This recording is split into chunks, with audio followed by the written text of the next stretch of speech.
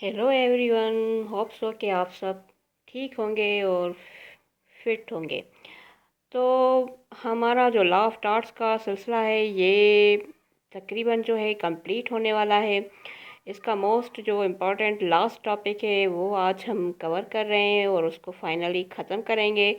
उसके बाद में भी एक तो वीडियो अगर होंगी भी तो वो शॉर्ट किसी किस्म के कुछ टॉपिक्स पर होंगी और उसके कुछ इम्पॉर्टेंट लीगल मैक्सिम्स पर होगी। तो एक दो वीडियो हो सकती हैं, लेकिन तफसीली तौर पे जो टॉपिक्स होते हैं उस एतबार से ये आज हमारा लास्ट टॉपिक है, यानी कि kinds of liabilities under the law of tarts. अब लॉ ऑफ टार्ट्स के तहत जो लाइबिलिटीज़ के हैं, लाइबिलिटीज़ उसके क्या काइंड्स हैं। अब विकेरियस लाइबिलिटी तो हमने पढ़ा था अलग से, लेकिन लाइबिलिटीज़ क्योंकि हर लॉ में एक अलग से ही डिफाइंड है, उसके अलग से ही कैटेगरीज़ हैं। तो यहाँ पर जो टार्ट्स लॉ में जो लाइबिलिटीज़ हैं ये दो तरह की होती हैं। अब विकेरियस लाइबिलिटी एक अलग से प्रिंसिपल था, लेकिन टार्ट्स में दो तरह की एक और भी लाइबिलिटीज़ होती हैं। इसको इनको हम देखते हैं और ये भी बहुत इम्पॉर्टेंट है, इनके केस लॉज भी बहुत इम्पॉर्टेंट है और अच्छे खासे केसेस जो हैं इनके अंडर जो है फ़ाइल होते हैं कोर्ट्स में, और अच्छे खासे जो है हर्जाने जो है भरने पड़ते हैं, यानी कि कंपनसेशन जो है भरने पड़ते हैं। तो ये फर्स्ट है इसका लाइबिलिटी का प्रिंसिपल जो है वो है strict liability, and next second है एब्सोल्यूट लाइबिलिटी। अब फर्स्ट जो है इसका स्ट्रिक्ट जो लाइबिलिटी है, ये इसका मतलब है कि कोई जो है यानी कि जो टार्ट फीजर है, टार्ट फीजर मतलब tort committer, here the in strict liability tort feasor जो है वो जो है लाइबल होता है, बट सर्टन जो एक्सेप्शंस है वो यहाँ पर अलाउड होती हैं। एक्सेप्शंस मतलब कुछ टाल मटोल करके, कुछ मतलब आप एक्सेप्शन कुछ डिफेंस जो है यहाँ पर ले सकते हैं और ख़ुद को बचा सकते हैं। अब इसका यही प्रिंसिपल है। लेकिन एब्सोल्यूट लायबिलिटी क्या होती है? एब्सोल्यूट लायबिलिटी में जो टार्ट फीजर है वो 100% जो है वो लायबल होता है, और यहाँ पर एक्सेप्शंस जो है टाल मटोल कोई भी किसी भी तरह की अलाउड नहीं होती। क्योंकि आपको पता है कि एब्सोल्यूट एब्सोल्यूट का मतलब होता है कतई तौर पे, यानी कि आखिरन आखिरी तौर पे एब्सोल्यूट। सो स्ट्रिक्ट लाइबिलिटी को मज़ीद इसको फुली इसको पहले कवर करते हैं, फिर एब्सोल्यूट को करते हैं। अब स्ट्रिक्ट लाइबिलिटी का जो एक फेमस केस लॉ है जो हुआ था, ये है रेलेंस वर्सेस फ्लेक्चर का। अब ये 1868 का केस लॉ है। अब इसमें क्या होता है कि जो ये रेलैंड है और ये फ्लेक्चर है, ये दोनों ही जो है नाइबर्स होते हैं, पड़ोसी होते हैं। अब ये रेलैंड जो है इसके पास होता है एक कोल माइन। दोनों की मतलब लैंड्स होती हैं, एरियाज होती हैं, और वो आपस में बिल्कुल मिली हुई होती हैं, इसलिए हम कह रहे हैं दोनों नाइबर्स होते हैं। कोई बीच में बस कोई एक दीवार ही होती है। तो ये रेलैंड है, ये जो रेलैंड था इसके पास इसकी एरिया में था एक कोल माइन, जिसको कहते हैं वो क्या कहते हैं, कोल मतलब क्या कहते हैं वो जो कोल माइन, वो पूरी उसकी मतलब कोयले की जो खान होती है वो उसके पास होती है। फिर नेक्स्ट होता है ये जो होता है मिस्टर फ्लेक्चर, इसके पास होती है एक मिल। मिल को चलाने के लिए ये लगाते हैं एक वाटर रिजर्वर।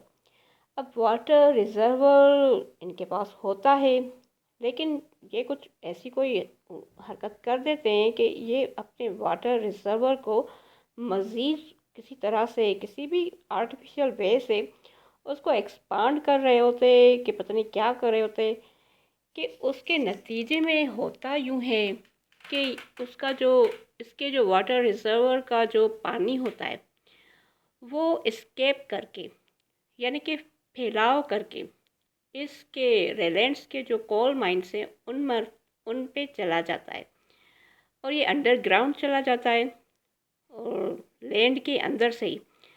अब उसके बाद क्या होता है कि उसका जो रेलेंस का जो कोल माइन है वो मुकम्मल जो है डिस्ट्रॉय हो जाता है। अब डिस्ट्रॉय हो जाता है तो ये मिस्टर जो रेलेंस हैं ये कोर्ट में जाते हैं, फ्लेक्चर के अगेंस्ट केस फाइल करते हैं हर जाने का, क्योंकि कोल माइन था और उसको खासा जो है कि फाइनेंशियल लॉस होता है। अब जब केस फाइल होता है तो जो कोर्ट है वो इस केस को दो प्रिंसिपल्स के बेस पर जो है ऑब्जर्व करती है। एक तो ये कि उसको इस केस में whether any damage cause to plaintiff और नॉट, यानी कि कोई उसको वाकई में भी बड़ा कोई खासा नुकसान हुआ या नहीं हुआ है। और दूसरा ये कि जो चीज़ थी वो, यानी कि यहाँ पर तो वाटर ही था, लेकिन किसी भी केस में कोई भी चीज़ हो सकती है। वो जो है उसके पास उसकी लैंड में एस्केप करके खुद से आई थी, या ये जो है इनकी चीज़ उसके पास चली गई। तो यहाँ क्या था कि फ्लेक्चर की जो वाटर है वो ही उसके पास है, जो है एस्केप करके जाती है। तो इसलिए कोर्ट ने इसको डिसाइड करते ये कहा कि जो आपका जो वाटर रिजर्वर है उसका वाटर एस्केप करके इसके पास इसकी लैंड में चला गया है और उसको उससे नुकसान हुआ है, इसलिए आपको कंपनसेशन देने पड़ेंगे। और फिर फ्लेक्चर ने कंपनसेशन भरे थे। यानी कि इस प्रिंसिपल में दो चीज़ें मस्ट है। एक ये कि खासा कोई लॉस जो है खासा कोई जो है फाइनेंशियल लॉस है वो हुआ हो, अफेक्टेड हुआ हो प्लेंटिफ। और दूसरा ये कि वो चीज़ खुद एस्केप करके आपके पास आए, ये नहीं कि आपकी चीज़ उधर जाए। अब इसका मैं एक और मिसाल देकर समझाती हूँ। एक ऐसा केस हुआ था। उसमें क्या था कि किसी ने अपने घर में एक लगा दिया था दरख्त, एक एक प्लांट लगा दिया था। अब वो इतना कुछ बढ़ गया और एक्सपांड कर गया कि उसके जो पत्ते थे वो जो अपने नाइबर है उसके घर में भी गिर रहे थे।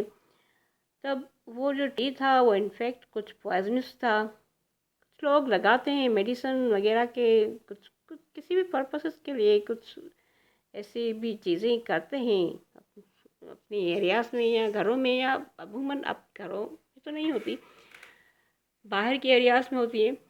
तो वो जो है एक्सपांड यूँ करता है ट्री के दूसरे के घरों में जाकर गिरता है और फिर उसके कुछ पत्ते वगैरह गिरते हैं। तो फिर जो ये उसका नाइबर है उसके कुछ बकरियां, कुछ भैंस, गाय वगैरह थी, तो वो उसको खाती हैं तो वो मर जाती हैं, डेड हो जाती हैं। तब वो उसका पड़ोसी उन पर केस करता है कि ये जो आपकी जो ट्री है ये पॉइजनस है, ये कुछ गलत किस्म की आपने पड़ोस में कुछ चीज़ें लगाए रखी हैं। तो अब केस जो करता है तो फिर वो भी जो है अब केस के बाद आकर ये कहता है कि नहीं, हमने तो कुछ नहीं किया, इनकी भैंसें खुद हमारे जो है घर में चली आई होंगी। लेकिन केस के फुल डिटेल्स के बाद यही साबित होता है कि नहीं, एक्चुअल में उनकी नहीं आई थी, लेकिन आपका ट्री जो है ये जो आपने लगाया है पॉइजनस, ये इस तरह से एक्सपांड हुआ है कि उनके घरों में जाकर गिर रहा है और उधर ही जाकर उन्होंने बकरियों ने खा लिया है। बकरियां चल के आपके घर नहीं आई थी, बल्कि आपकी चीज़ ने एस्केप यूं किया, यूं एक्सपांड हुई कि उनके घर में जाकर उन गिर रही थी और उन्हें खा लिया था। तो यहाँ पर मतलब स्ट्रिक्ट लाइबिलिटी में क्या है कि एक डिफेंस लिया जा सकता है कि आपकी चीज़ें हमारे पास आ गई। जैसे कि मैंने पहले ही कहा टाल मटोल की गुंजाइश होती है। तो इसमें भी कोर्ट ने आखिर में ये हेल्ड किया कि नहीं, आपकी चीज़ ने एस्केप किया, इसलिए आप भारी जो उससे उसने भी हर्जाना जो था वो भरा था। तो स्ट्रिक्ट लाइबिलिटी में एस्केप जो है वो मस्ट होता है, ये आप हमेशा याद रखें। ये बल्कि इसमें डिफरेंस होता है दोनों तरह की जो लाइबिलिटीज़ हैं, एक मेन डिफरेंस यही होता है। फिर नेक्स्ट जो है एब्सोल्यूट लाइबिलिटी, इस पर हम आते हैं। लेकिन स्ट्रिक्ट लाइबिलिटी में दो तरह के एक्सेप्शंस होते हैं, इसको हम पहले देखते हैं। अब एक तो होती है एक्ट ऑफ गॉड। अब नेचुरली कोई ऐसी कोई नागुज़ीर कोई हालात हो जाएं, कोई इनएविटेबल सर्कमस्टेंसेस हो जाए तब फिर कोई बंदा लायबल नहीं करार दिया जा सकता। और दूसरी होती है नेचुरल यूज़ ऑफ लैंड, यानी कि जो लैंड है वो कुदरती तौर पे ही, मिसाल के तौर पे कुदरती तौर ही किसी की लैंड जो है वो फर्टाइल है और फिर वो अपने जो इर्द गिर्द की जो लैंड है उसके जो मिनरल्स हैं वो खुद ही कैच करती है और बहुत ही फर्टाइल हो जाती है, और जो इर्द गिर्द वाली है वो बंजर हो जाती हैं। तो मतलब ये एक नेचुरल है, बियॉन्ड द ह्यूमन कंट्रोल है। तो इसमें जो है फिर ये दो एक्सेप्शंस हैं, ली जा सकती हैं स्ट्रिक्ट लाइबिलिटी में, वो अलाउड है, फिर जो है वो पर्सन लायबल नहीं होगा। लेकिन अब नेक्स्ट आते हैं एब्सोल्यूट लायबिलिटी पे। तो एब्सोल्यूट लायबिलिटी 100% होती है, उसमें एक्सेप्शंस जो है वो अलाउड नहीं होती, और एस्केप जो है वो भी रिक्वायर्ड नहीं होता। यानी कि भले ही चीज़ें जो है वो एस्केप ना भी करें और दूसरों के घर चल के या दूसरे की एरियाज़ में घरों तक भले वो एस्केप ना करें, एक्सपांड ना करें, लेकिन जस्ट ये ही काफ़ी है कि आपने ऐसी चीज़ जो ह्यूमंस के लिए या एनिमल्स के लिए, मतलब किसी भी लिविंग ऑर्गेनिजम्स के लिए हार्मफुल हो या हज़ारत हो, तो वो आप क्यों ले आए। जो एक इनहेबिटेंट एरियाज़ हैं, वेसिनिटीज़ हैं, यानी कि जो आबादी के इलाके हैं, उनमें वो क्यों ले आए। तो जस्ट इसमें एब्सोल्यूट लायबिलिटी में ये ही इनफ है कि ऐसी चीज़ें आप आबादी के इलाकों में क्यों रखी जो किसी को नुकसान पहुंचता हो। ये होता है एब्सोल्यूट लायबिलिटी में। अब इसका एक इम्पॉर्टेंट केस लॉ है, ये है फूड एंड फर्टिलाइज़र कंपनी का। अब ये कोई एक कंपनी थी, फूड एंड फर्टिलाइज़र थी, कि अब इनके पास जो था एक, इन्होंने जो अपने जो अंदर जो उनका था, जो भी एरिया थी उनकी, उनमें उन्होंने एक ओलियम गैस का प्लांट लगाए रखा था। तब वो प्लांट जो था वो एक दिन कुछ इस तरह जो है ना वो लीक होता है। ओलियम गैस बहुत ख़तरनाक होती है, वो लीक हुआ है, लीक होता है, तो उससे बहुत सारे जो नेबर्स हैं और एम्प्लॉइज़ हैं वो किल्ड हो जाते हैं। किल्ड हो जाते हैं तो फिर क्या होता है कि बहुत सारे लोग मर जाते हैं। तब वो केस फाइल होता है जब उनके अगेंस्ट, तो कंपनी आकर ये डिफेंस लेते हैं कि नहीं, फूड इंस्पेक्टर आते थे हर 6 मंथ बाद उसकी इंस्पेक्शन करते थे, वो तो बिल्कुल ओके था हमेशा। लेकिन फिर भी कोर्ट ने उनको ये कहा कि आपने ऐसी चीज़ जो है पब्लिक एरियाज़ में रखी ही क्यों, जिससे अंदेशा हो, लोगों के मरने का खतरा हो। तब उनको भारी हर्जाना इस कंपनी को देना पड़ा था। उसके बाद जो है ये एब्सोल्यूट लायबिलिटी जो है प्रीवेल रहा। मोस्टली ये फॉलो होता रहता है कोर्ट्स में, और जो स्ट्रिक्ट लायबिलिटी का प्रिंसिपल है ये मोस्टली जो है वेनिश हो गया। तो इस पर ये जो हमारा जो ये टॉपिक है ये कंप्लीट होता है, और इससे हम नेक्स्ट सब्जेक्ट को स्टार्ट करेंगे। Thank you very much.